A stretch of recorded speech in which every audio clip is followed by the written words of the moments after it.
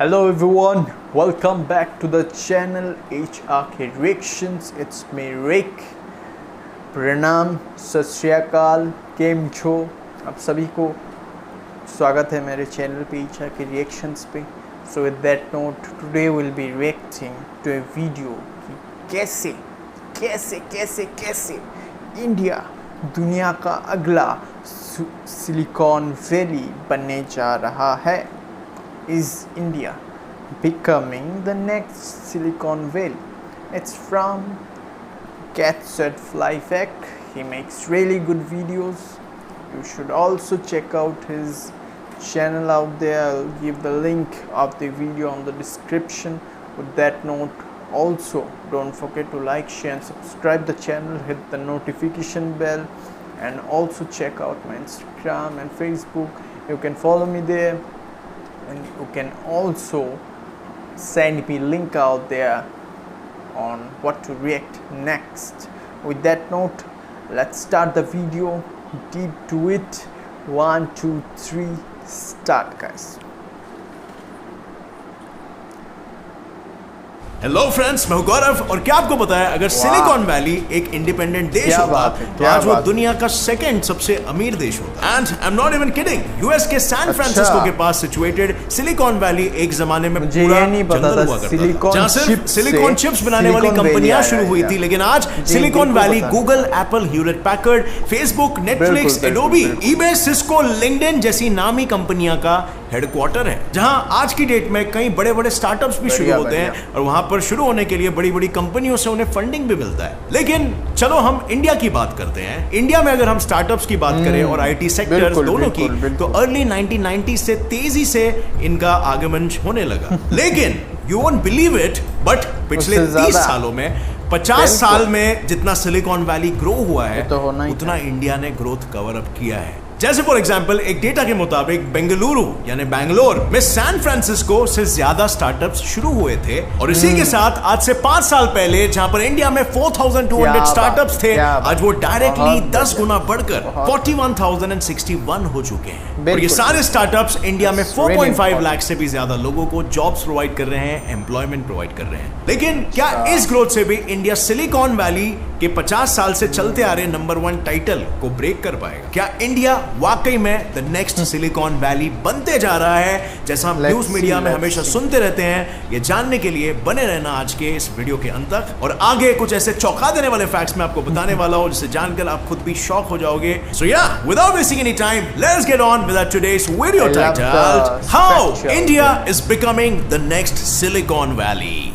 Number 1, growth of Indian IT industry. अब friends शुरू करने से पहले ये एक फैक्ट तो मैं आपको बता दूं कि इंडिया पूरे दुनिया में 3rd सबसे बड़ा स्टार्टअप हब है. यानी यूएस और चाइना के बाद अगर कोई कंट्री है जहां पर सबसे ज्यादा स्टार्टअप जन्म लेते हैं तो वो है हमारा इंडिया. लेकिन दुनिया का सिर्फ 3rd लार्जेस्ट ही नहीं बल्कि इंडिया पूरे वर्ल्ड का सबसे यंगेस्ट स्टार्टअप हब भी है क्योंकि इंडिया में 50% से भी ज्यादा स्टार्टअप शुरू करने वाले लोग की उम्र बहुत ही यंग है यानी वो 25 ईयर्स के अराउंड है. और आज इंडिया के जीडीपी में इन्हीं स्टार्टअप से शुरू होने वाले आईटी सेक्टर्स 8% कंट्रीब्यूट करते हैं. और इसी के साथ सन 2019 के एक डेटा के मुताबिक 2019 में इंडिया के पास 26 स्टार्टअप कंपनीज ऐसी थी जिनकी टोटल वैल्यूएशन $100 मिलियन यानी 732 करोड़ से भी ज्यादा थी. और ये कंपनियां $29 बिलियन यानी कि 2 लाख करोड़ से भी ज्यादा का रेवेन्यू जनरेट कर रही थी. लेकिन इससे भी बड़ी बात यह है कि 2020 में कोरोना की मार लगने के बाद भी इंडिया में ये स्टार्टअप का कल्चर नहीं रुका है. इंडिया के पास आज 2021 में 38 ऐसे स्टार्टअप्स हैं जिनकी value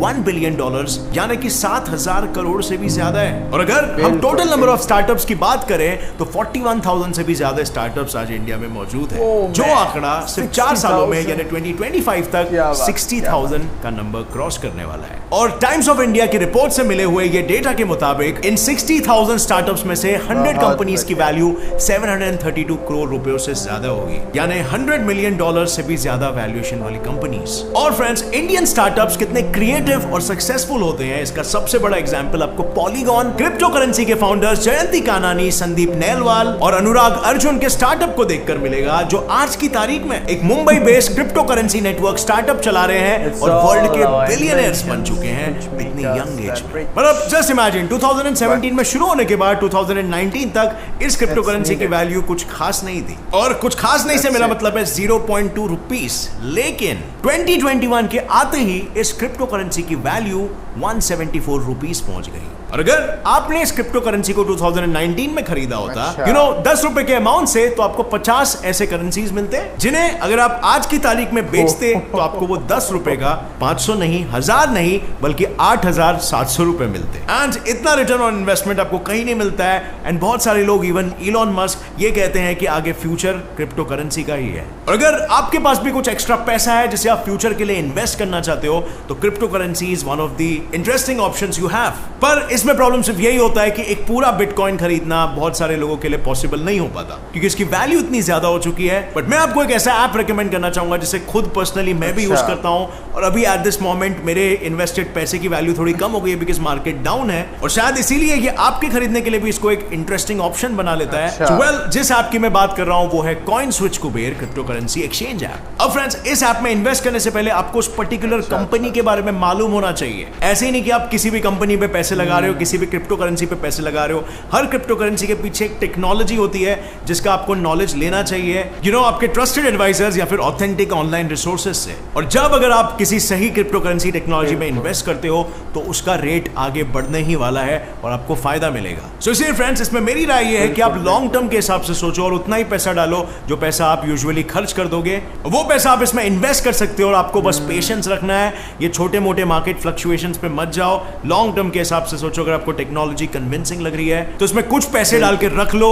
as a token that you believe in future, just like Elon Musk. क्योंकि इलॉन मस्क का फ्यूचर प्रेडिक्शन रॉन्ग नहीं गया है। And as you know, cryptocurrency एक सेंट्रलाइज्ड टोकन है जिसमें कोई भी गवर्नमेंट इंटरफेयर नहीं कर सकती, और इसीलिए ये फ्यूचर बन सकता है। कॉइनस्विच कुबेर के साथ रजिस्टर करते ही आपको 50 रुपए का बिटकॉइन फ्री में मिलता है। सो ये आपके लिए एक अच्छी स्टार्ट हो सकती है। इसमें केवाईसी करवाओ, जो सिर्फ जेन्युइन ऐप्स में ही होता है बाय द वे, और जितना भी पैसा आप इन्वेस्ट करते हो और अगर वो बढ़ता है तो आप उसे इजीली विड्रॉ भी कर सकते हो। इसमें किसी भी क्रिप्टो करेंसी में इन्वेस्ट करना इतना ईजी है जैसे कि आप ऑनलाइन शॉपिंग कर रहे हो या ऑनलाइन फूड मंगा रहे हो। सो इसीलिए अगर आप भी फ्यूचर में बिलीव करते हो मेरी तरह, तो 50 रुपीज वर्थ का बिटकॉइन खरीद सकते हो, और जितने भी आपके सेविंग्स है छोटे मोटे, आप धीरे धीरे करके उसे इन्वेस्ट कर सकते हो। हाँ, बट प्रॉपर नॉलेज निकालने के बाद उस पर्टिकुलर क्रिप्टो करेंसी के बारे में। So anyway friends, coming back to the topic, जैसे मैं कह रहा था, इंडिया के अलग अलग स्टार्टअप्स के साथ आईटी इंडस्ट्रीज इतनी डेवलप हो गई है कि अब इंडियन कंपनीज ही नहीं, इंटरनेशनल कंपनीज तक अपने कंपनीज की प्लानिंग और डेवलपमेंट के लिए इंडिया के पास आती है। और सिर्फ छोटी मोटी कंपनीज ही नहीं, बल्कि 2020 में कोविड के बीच में माइक्रोसॉफ्ट ने ये अनाउंस किया था कि वो भी इंडिया में इन्वेस्ट करना चाहती है। और ये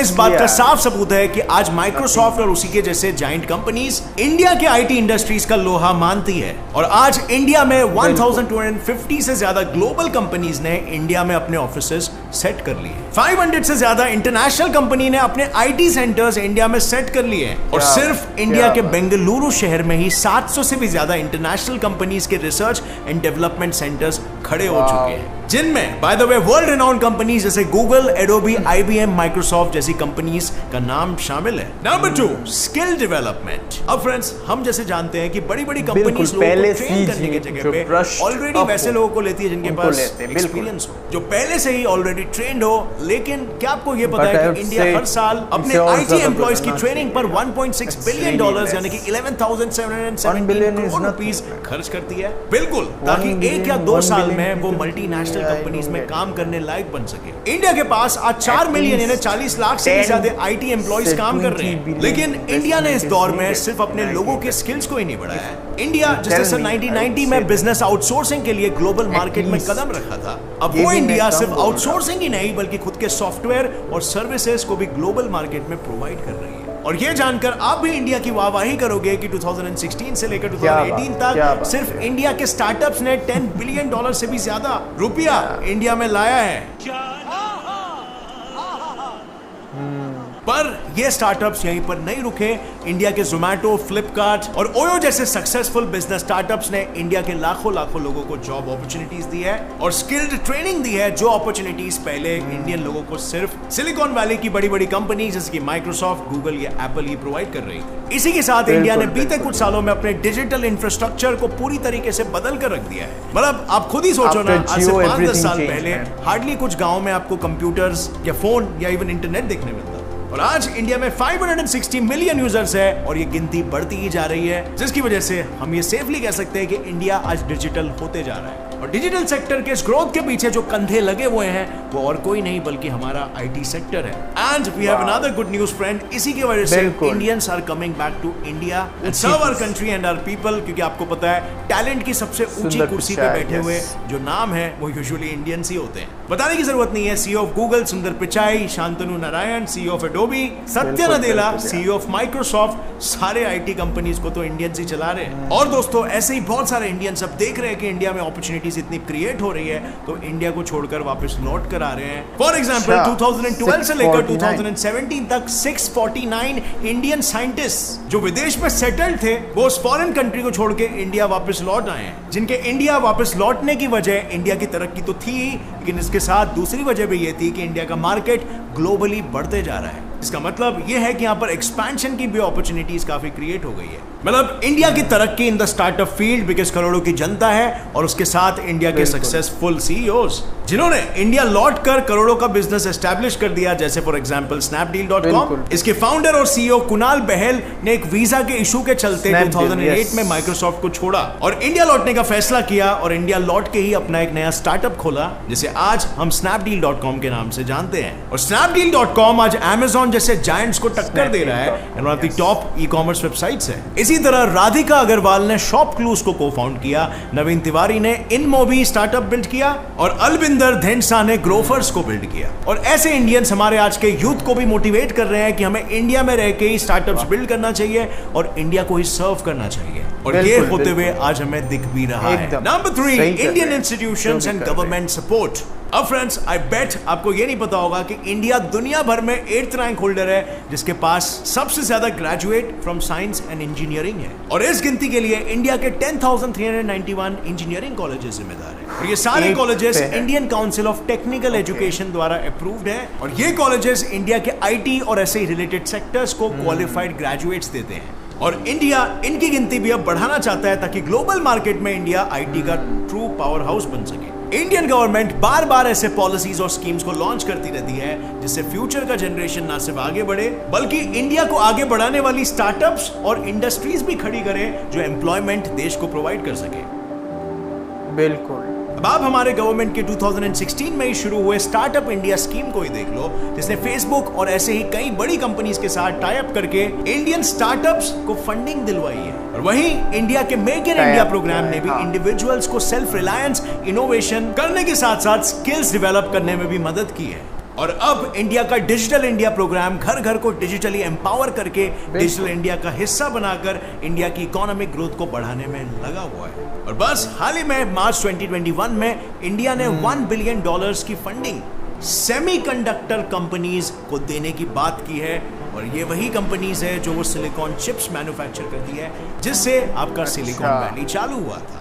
जैसे आपको पता है फ्रेंड्स ये सिलिकॉन चिप्स बड़ी ही काम की चीज होती है। ये लैपटॉप से मोबाइल, मोबाइल से कैमरा और कैमरा से गाड़ी हर जगह पर यूज होता है जिसकी वजह से इसका मार्केट कभी भी खत्म नहीं होने वाला है और ये लिटरली इंडिया के आईटी सेक्टर और दूसरे टेक्नोलॉजी से रिलेटेड सेक्टर्स को बूस्ट देने वाला है। और अगर फ्रेंड्स इंडिया ने अगर इन सेमीकंडक्टर चिप्स की मेकिंग चालू कर दी तो इंडिया जो दुनिया भर में सेकंड लार्जेस्ट फोन प्रोड्यूसर है वो इन फोन्स के लिए चिप्स को इंपोर्ट नहीं करेगा बल्कि खुद बनाने लगेगा जिससे उसके पैसे भी बचेंगे और पैसे बचने के साथ साथ इंडिया में एम्प्लॉयमेंट भी जनरेट होगा और कस्टमर्स के लिए मैन्युफैक्चर्ड प्रोडक्ट की प्राइसिंग भी कम होगी। और ये चीज सिर्फ मोबाइल इंडस्ट्री तक ही सीमित नहीं रहेगी बल्कि वो सारे सेक्टर्स जहां पर भी किसी भी प्रकार का चिप यूज होता है वो सारे गैजेट्स हमारे लिए भविष्य में चीप हो सकते हैं। Number 4, India's own Silicon city.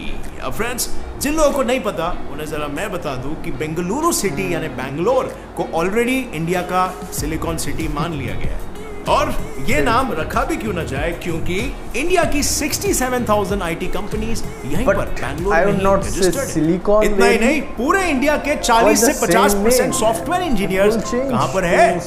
Yes Bangalore में। और सिर्फ सिलिकॉन सिटी क्या बेंगलुरु के पास तो इंडिया के स्टार्टअप कैपिटल होने का भी टाइटल मौजूद है। बस 2015 में जिस बैंगलोर में बस सिर्फ 3 से 4 हजार स्टार्टअप थे वो 2018 में डायरेक्ट डबल होकर 7,200 से 7,700 के रेंज में आ गए। Oh my God! और इतना ही नहीं, आज 2021 में बैंगलोर में 13,000 से भी ज्यादा स्टार्टअप्स हैं। और पता है, इंडिया के 4 मिलियन एक्टिव आईटी एम्प्लॉइज कुल मिलाकर $137 बिलियन से भी ज्यादा मनी जनरेट कर रहे हैं। लेकिन इस $137 बिलियन का 40% यानी $54.8 बिलियन यानी 4 लाख करोड़ रुपया सिर्फ और सिर्फ बेंगलुरु से ही जनरेट हो रहा है। नहीं, मैं नहीं मानता।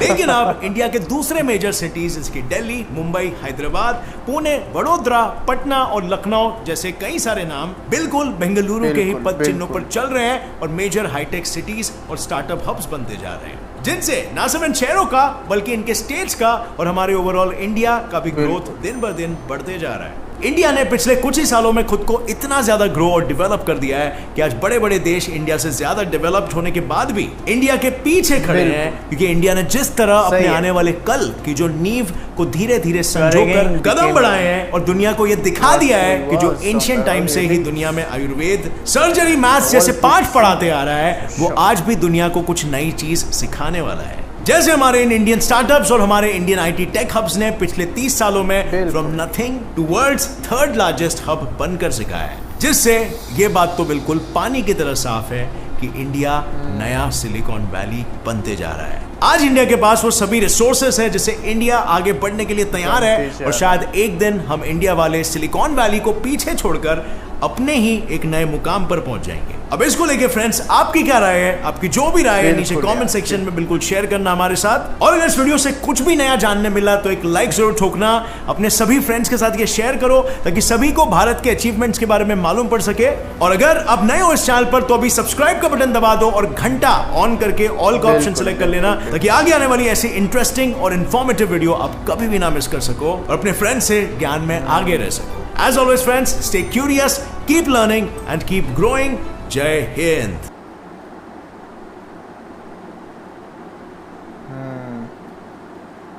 Jai Hind, bro. Jai Hind. So with that note guys, video तो ख़त्म होता है. It was a really interesting video I would say.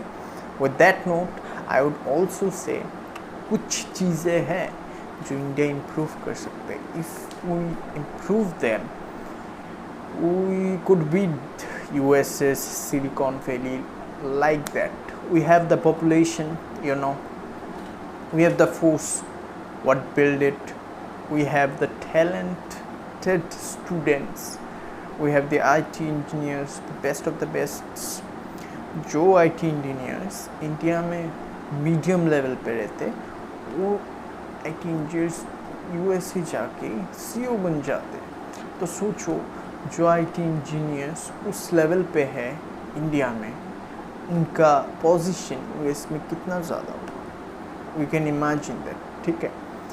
And first of all कुछ चीज़ें जो हम लोग सुधार सकते हैं इज़ दैट इस वीडियो में बताया गया है स्टार्टअप्स इज़ ग्रोइंग, ठीक है। तो स्टार्टअप्स अगर ग्रो कर रहे हैं, उन स्टार्टअप्स पे आई वुड से अगर टेक्नोलॉजी के लिए देखा जाए तो फ्यूचर में अगर उन स्टार्टअप्स पे अपॉर्चुनिटी ज़्यादा है तो इन्वेस्टर्स को, बाहर के इन्वेस्टर्स तो कर ही रहे हैं इन्वेस्टमेंट, लेकिन इंडियन इन्वेस्टर्स को भी उन पे डालना चाहिए money. And the second thing is that I would say कि यार 1 billion is just they are just spending 1 billion to improve the IT engineers, लेकिन 1.35 बिलियन की पॉपुलेशन में if you are just investing 1 billion, it's too low man। मैं ये चाहता हूँ कि अगर मुझे कहा जाए if you choose what you want to do, I would say मुझे 10 से 20 बिलियन आई वुड से, सॉरी, उतना पैसा मैं इन्वेस्ट करना चाहूँगा उस जगह पे, ताकि वो लोग इतना स्किल्ड हो जाए दैट मक्खन की तरह हो जाए इन देयर स्किल्स, और वो भी उन स्किल्स पे नहीं जो अभी चल रहा है, उन स्किल्स पे जो फ्यूचर पे आने वाले हैं। I want them to be advance more than the other countries. जो कंट्रीज़ रीच करेगा 10 साल आगे मैं देखना चाहता हूँ इंडिया को। अगर that much investment you can do, then yeah, we have the possibilities. और जब का 10,000 इंस्टीट्यूशन से ऐसे बेस्ट स्टूडेंट्स निकलते, ठीक है, बेस्ट तो मैं नहीं कहूँगा, लेकिन जो इंडियन लोग बाहर MIT, स्टैनफोर्ड्स, UK, USA, कनाडा, उन कंट्रीज़ पे पढ़ने जाते हैं, तो मैं कहूँगा एटलीस्ट टॉप 10 में से टॉप 5-6 ऐसे institution we have to build on the country जो वर्ल्ड में टॉप 10 की रैंकिंग्स में 5 से 6 पोजीशन वाले कॉलेजेस में आए. जब वो होगा then it will start changing, guys. जब उस तरह का कॉलेज आप बनाओगे then you can compete with USA, UK and other countries. ये भी अच्छी कॉलेजेस है, मैं नहीं बोल रहा हूँ बुरी कॉलेजेस है, अच्छी, बहुत ही अच्छी कॉलेजेस है, बट उनको और ज़्यादा इम्प्रूव करने की ज़रूरत है. It's just lagging behind. और ज़्यादा इतने इम्प्रूव कर दो कि वो लोग कम्पीट ही नहीं कर पाए.